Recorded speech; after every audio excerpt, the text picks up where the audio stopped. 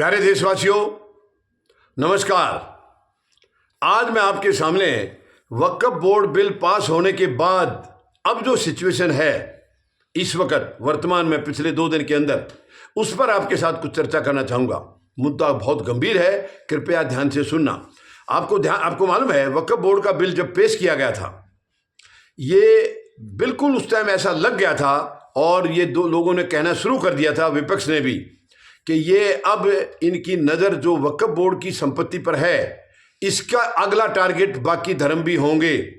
ये बिल्कुल नहीं समझें कि इनका यहीं तक सीमित रहेगा। ये उस वक्त आशंकाएं जताई जा रही थी और अब वो बात सच होती दिखाई दे रही है कि ये बिल्कुल सही कहा था सभी ने, तकरीबन विपक्ष ने भी कहा था और काफ़ी दूसरे धर्मों वाले भी, कि शायद अगला निशाना हमारा धर्म हो सकता है। ऐसी आशंकाएं जताई थी और अब वो बात सच हो रही है। यानी आरएसएस का जो मुखपत्र है, ऑर्गेनाइजर, उसमें एक खबर छपी है कि वक्फ बोर्ड की जो संपत्ति बताई जा रही है तीसरे नंबर पर, यानी सबसे ज़्यादा रेलवे की बताई, उसके बाद आर्मी की, उसके बाद वक्फ बोर्ड की।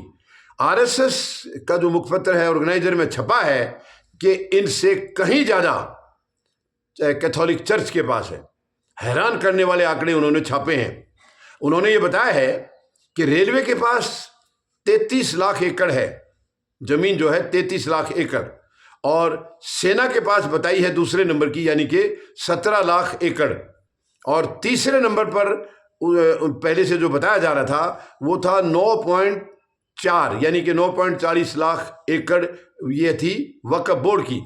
मगर ऑर्गेनाइजर में जो छपा है, कैथोलिक चर्च की संपत्ति को उन्होंने बताया है 17.29 करोड़ एकड़, यानी कि 17.29 लाख नहीं है, करोड़, ये संपत्ति बताई है कैथोलिक चर्च की।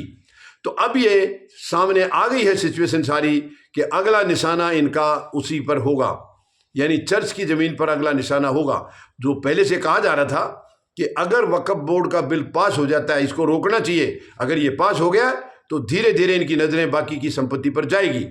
वो हिंदू धर्म पर भी जाएगी, मंदिरों पर भी, वो जैन मंदिरों पर भी जाएगी, बौद्ध संस्थानों पर भी जाएगी, ऐसा उसी वक्त शंकाएं जताई जा रही थी। अब वो बात बिल्कुल सच होती दिखाई दे रही है।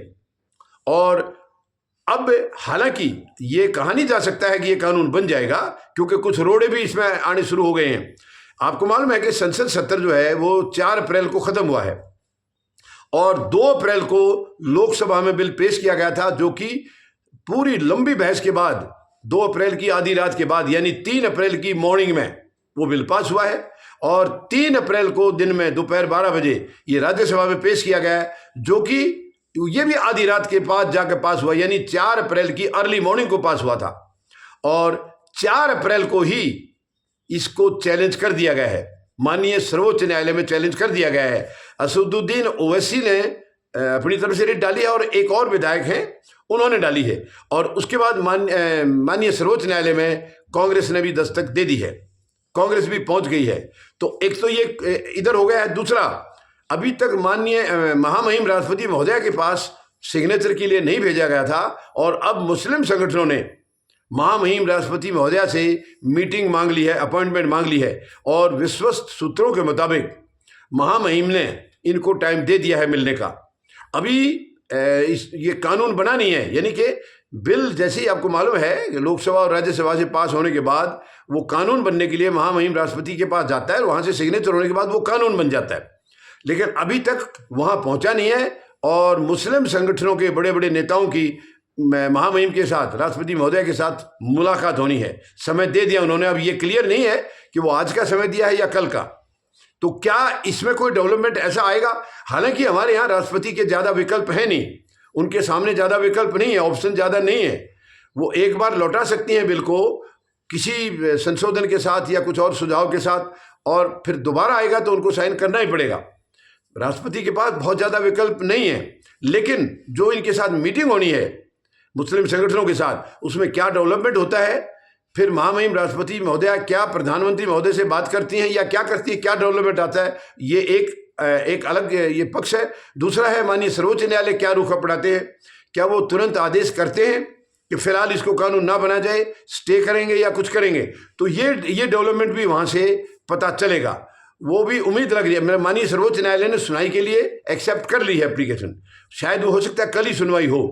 तो ये दो डेवलपमेंट है, महामहिम राष्ट्रपति महोदया से मीटिंग होनी सभी संगठनों की, और इधर माननीय सर्वोच्च न्यायालय में इनका चैलेंज किया जाना। लेकिन इसी बीच में ये जो कैथोलिक चर्च वाली जो आई है, तो ये बात साफ हो गई है कि अब धीरे धीरे अगर सरकार को नहीं रोका गया तो दूसरे धर्मों की संपत्ति पर इनकी नजर एक एक करके जाएगी, बिल्कुल जाएगी। यानी मंदिरों पर भी जाएगी, जैन मंदिरों पर भी जाएगी, बौद्ध संस्थानों पर, सब जगह जाएगी, ये आशंकाएं जताई जा रही हैं। और दूसरा एक और डेवलपमेंट है कि जितने भी मुस्लिम संगठन हैं, इन्होंने देश भर में आंदोलन छेड़ने का ऐलान कर दिया है, पूरे देश भर में। क्योंकि ये एक उदाहरण देख चुके हैं किसानों का। आपको ध्यान होगा, किसानों की जमीन भी इसी तरीके से छीन करके प्रधानमंत्री महोदय ने अपने दोस्त को देने की पूरी साजिश रची थी, और 3 कानून बनाए थे कृषि के, और कहा गया था कि ये बहुत ही किसान हितैषी कानून हैं। लेकिन बाद में जब किसानों ने देखा, रेफर किया, पढ़ा, तो मालूम पड़ा वो काले कानून थे, यानी उनको बर्बादी के कानून थे। यानी किसानों की सारी जमीन अडानी इनके दोस्त को सौंप देनी थी, प्रधानमंत्री महोदय के, और किसान उनके गुलाम बन के रहते। तो वो किसानों ने बहुत बड़ा संघर्ष किया था, तब जाके वो रद्द हुए थे। तो वो भी सिनेरियो मुस्लिम संगठनों के सामने है। तो इन्होंने भी ऐलान कर दिया देश भर में आंदोलन करेंगे। और जिन 4 सहयोगियों की वजह से ये बिल पास हुए हैं, उनके साथ भी हालात अच्छे नहीं हैं। उनके दलों में बहुत बड़ी फूट पड़ गई है, इस्तीफों का दौर शुरू हो गया है, क्योंकि वो उनके सहयोगी जो है साफ कह रहे हैं कि आप लोग सब मुस्लिम विरोधी हैं, तो हम आपकी पार्टी में नहीं रहेंगे। इस किस्म का शुरू हो गया, जो कि पहले से आशंका थी। क्योंकि देखिए, वक्फ बोर्ड का बिल ये कोई छोटा मोटा काम नहीं था कि लिया फट से लेके पास कर दिया और कोई आवाज़ नहीं उठेगी। ये मालूम था पहले से कि इसके लिए शोर शराबा बहुत मचेगा, हंगामा बहुत मचेगा, और देश भर में। हालांकि उन्होंने ये कह दिया है मुस्लिम संगठनों ने कि वो शांतिपूर्ण आंदोलन करेंगे, कोई किसी किस्म का कोई गदर फदर नहीं मचाएंगे, शांतिपूर्ण करेंगे, लेकिन आंदोलन होगा। क्योंकि उनको मालूम है किसानों ने भी झुकाया था सरकार को, और ये समझते हैं कि हम भी झुका कर मानेंगे। तो अब ये क्या डेवलपमेंट होता है वो आने वाला समय बताएगा। लेकिन ये बात साफ है कि जो आशंकाएं जताई जा रही थी वो साफ होती नजर आ रही हैं। यानी आरएसएस के मुखपत्र में जब छपा है, ऑर्गेनाइजर में, तो साफ हो गया है कि धीरे धीरे सभी धर्मों की संपत्ति पर इनकी नजर जाएगी, उनको छीन के ये दोस्त को देना चाहेंगे। अब बल्कि एक चीज और भी यहां नजर आ रही है। आपको ध्यान है, प्रधानमंत्री महोदय अभी आरएसएस मुख्यालय गए थे 30 मार्च को, और गृह मंत्री ऐलान कर चुके थे कि हम 2 अप्रैल को बिल पेश करेंगे। तो शायद हो सकता है, क्या अब तक तो ये सामने था कि 2 एजेंडे लेके प्रधानमंत्री महोदय गए थे। एक तो इनकी जो 75 साल की उम्र हो रही है अभी सितंबर में, और इन्होंने ऐलान कर रखा था खुद ही प्रधानमंत्री महोदय ने कि 75 के बाद एक्टिव पॉलिटिक्स में नहीं रहेंगे। तो एक तो ये अपनी कुर्सी बचाने के चक्कर में गए हैं कि इनके लिए वो रियायत दी जाए, ऐसा सुनने वाला।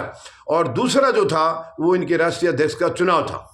लेकिन अब लग रहा है कि हो सकता है तीसरा मुद्दा भी साथ ले गए हों प्रधानमंत्री महोदय, वो आरएसएस की मंजूरी लेने गए हों वक्फ बोर्ड बिल के बारे में। ये भी अब ऐसी आशंका लग रही है, क्योंकि ये ऑर्गेनाइजर जो उन्हीं का मुखपत्र है उसमें छपा है, तो जरूर वक्फ बोर्ड बिल के बारे में भी आरएसएस से सहमति बनाई होगी, सलाह ली गई होगी, ऐसा दिखाई दे रहा है। तो अब देखते हैं आने वाले 1-2 दिन में या 2-3 दिन में क्या डेवलपमेंट होता है, ऊंट किस करवट बैठता है, ये बिल कानून बनता है नहीं बनता है, माननीय सर्वोच्च न्यायालय क्या करते हैं, क्या उनके दायरे में है, ये संविधान के खिलाफ है, क्या खिलाफ होगा तभी माननीय सर्वोच्च न्यायालय खारिज करेंगे, वरना नहीं करेंगे। तो देखना है अगले 2-3 दिन में समय के गर्भ में क्या है। धन्यवाद। जय जवान, जय किसान, जय हिंद।